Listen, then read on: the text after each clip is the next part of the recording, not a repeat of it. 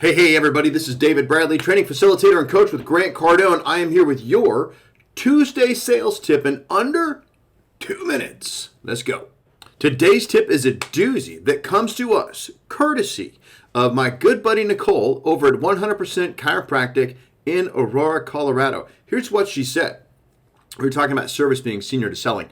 And Grant has this quote where he talks about, hey, if people are beating you up on price, then your level of service is not obvious. And here's what she says. Hey, before you accuse a customer or even think a customer is being cheap, did you cheap out? In what ways did you cheap out on your energy, your attention, and your level of service? Love that. So I think Ice Cube put it best when he said, what did he say? He said, you got to check yourself before you wreck yourself, right? So if you're starting to think that your customers are cheap, maybe it's you. Maybe it's on you. Maybe you're cheaping out on your level of energy that you're bringing to this party, your attention to detail, your attention on the customer, and your level of service. Don't cheap out, okay?